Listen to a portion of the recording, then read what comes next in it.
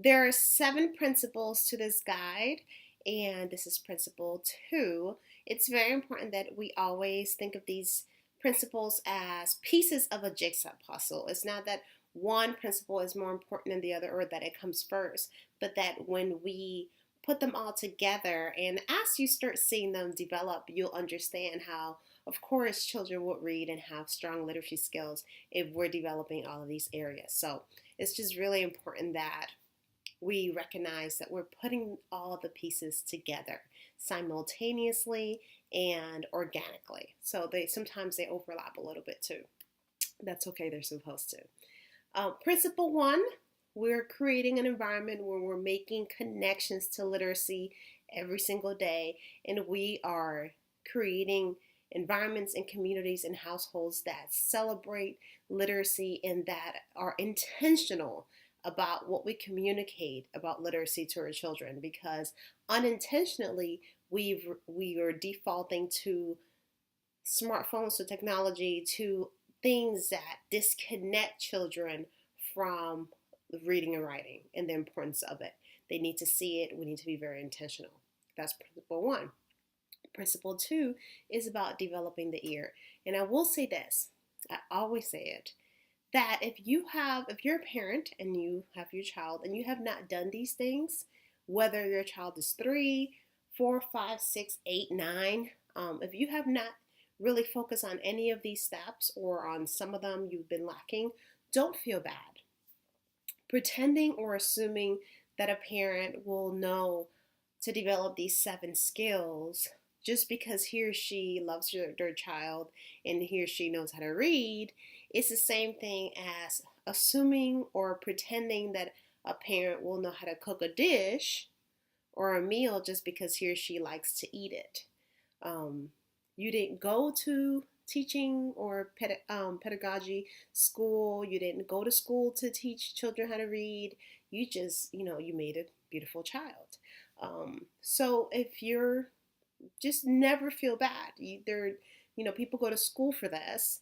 So, if you didn't go to school for this, then you might not know these skills. So it's important that you don't feel bad.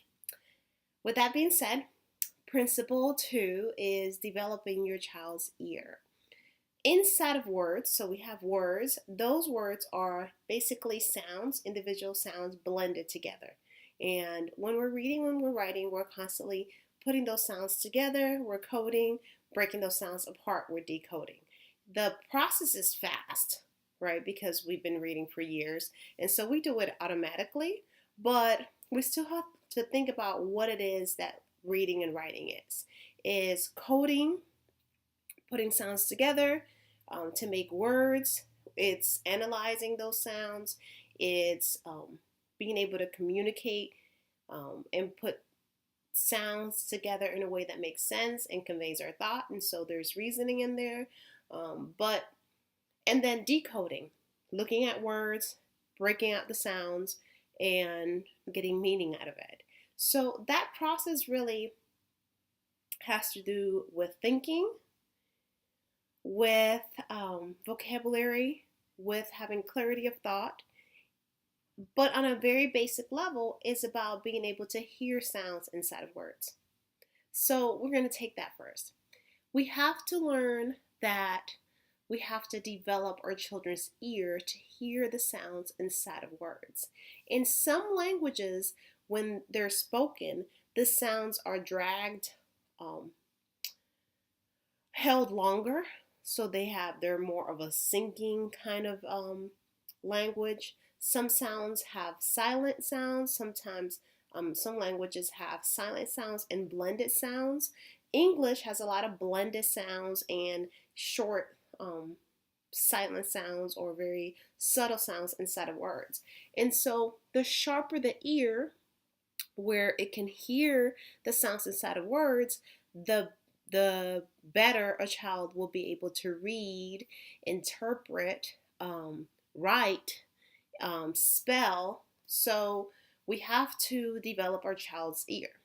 Now, 40 years ago, 50 years ago, children were not constantly in front of a television or a smartphone or an iPad.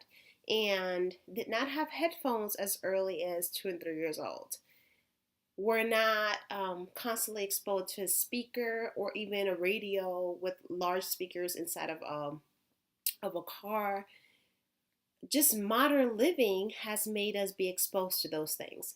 And so our children from an early age um, have ears that are desensitized to sounds because, and this is one of the reasons why some children have more reading problems now than they used to be, because as just in general, we're exposing our children to louder sounds, more music, because of our access to speakers, our access to television, our access to iPads, our access to radios, our access to sound systems. So because of just modern living, as a result of modern living, children from the time that they're infants, babies, newborn, are exposed, their ears are exposed to a lot more damage than we've ever seen in the history of mankind. So, rule number one is protect your child's ear.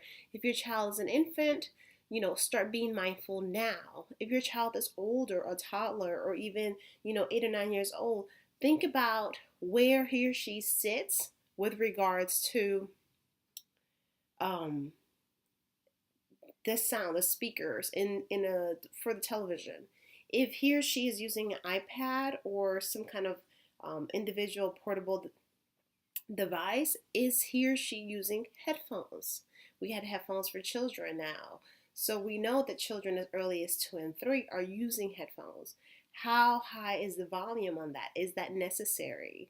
We have children where cars where there are speakers in the back that kind of isolate that sound and have children watching DVDs. Well, again, how close is that car seat or that booster seat or even just that regular seat? How close is that speaker to that child's ear?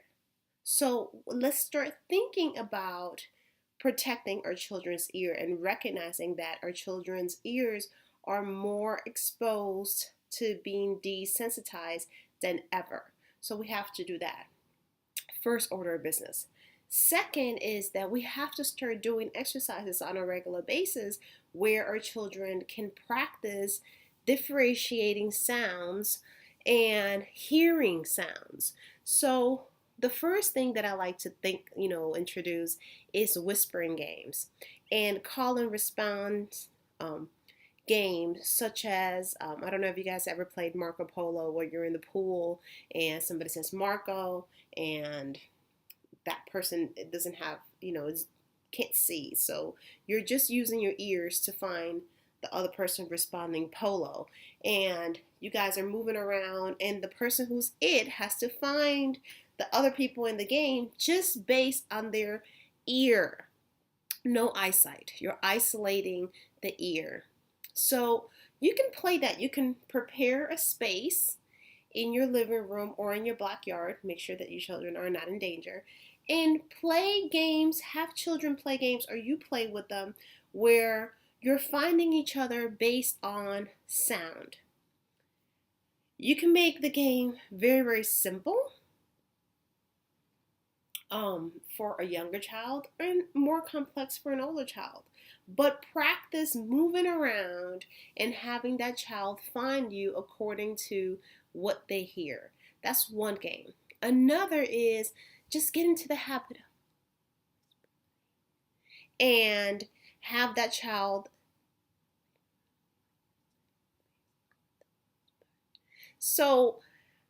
have a child watch your mouth, but really hear what you're saying, or turn your head so that they can't see your mouth moving, and they really have to really hear what you're saying. Just really, really hear it. So play games with each other with the use of whispering. That's really good. The other thing is those kinds of preschool songs or songs or it could be any song where you can sing it really loud and then you could just sing it really, at low whispering voice, or loud, middle, and then low. Get that ear to just experience different sounds and arrange with a song so that in 5 minutes it's really working. So really just let that ear work. That's very, very important. You see, everything in our bodies has muscles and is attached to muscles. In the same way that we can work our eyes and our eye muscles, which we'll go over later, we really have to develop and work our ears. It is crucial. There's a difference between tack, like a tack or tax, and tax, right? So you can have a handful of tacks to put something, on your wall, or you can have a tax on your purchase. It sounds almost the same. That X, that sound, and that CKS sound, they sound almost the same, and they are two totally different words. So if you can't hear the X versus the X, if you can't differentiate that sound, it's going to be that much harder for you to write, spell, and read those two words. And if you can't understand the difference, then you're going to miss the meaning. So it's very, that's just an example of how crucial it is to really be able to hear small sound differences in words. So in the English language, hearing individual sounds inside of a word is extremely important and very, very connected to literacy. So you want to protect the ear and you want to work the ear. So those are two things that you can do, and you can do those things with any age child. The other thing that you can and should do is play rhyming words. Now, rhyming games. Now, again, you can do this with a child that's 2 years old. And when you're talking about a baby or 18-month-old, really, when you're talking about a toddler or a small child, it's important for us to know that a child doesn't have the answers, so we're going to have to feed the answers. Let's play a rhyming game. Pink rhymes with ink, rhymes with stink, rhymes with mink. So you're going to feed it. Feed it and let them, and when you say, what rhymes with ink, mink, stink, they might say shoe. And you'll say, no, shoe rhymes with boo. But ink rhymes with think. So you're going to, with young children, they don't know what rhyme is. They don't know what you're asking them to do. So you're going to feed them the information. Feed them the information. With older children, you can do call and response. What rhymes with this? That rhymes with that. As they get older, you can be more sophisticated with it. Even with like 8-year-olds, you might do a poem or a rap. You might rap battle. And have fun, be silly. You may not, I'm the worst rapper in the world, but my son is even worse than me, but we still have fun. He's still, he's a hip hop head. He thinks he can rap. And so, we just kind of, I give him a little bit of a beat and we just kind of make up these raps. So, play rhyming games. Very, very small children, give them the information. As the children get older, find ways to do it. You can do a journal. That's also really good. As the children, for small children, you can cut and paste. So if they're not writing yet, you can have little pictures of things that rhyme, and you can find the things that rhyme. Don't give it to them for them to do on their own if they're too young. You're going to do it with them. So you're going to say, hey, I see pink. I see pink, and it rhymes with, and then you have a thought bubble, or you might have an ink bottle and a picture, and it rhymes with ink. and then you're going to put it together and you might paste it. And so the next day, once you do like your little picture journal of things that rhyme, on another day you might just review it because now you already have it. So you'll review the pictures and you can play with it. Have fun. This should be fun. With other children, you can, again, you can do it written with words or you can do it with pictures. And as the children get older, you can do lines, so you can do poems.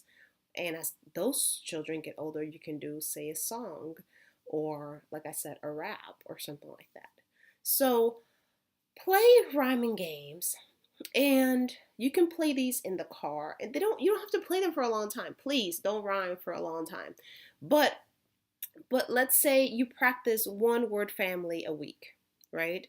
One ending sound a week. Ink, stink, mink, link, stink, drink, think.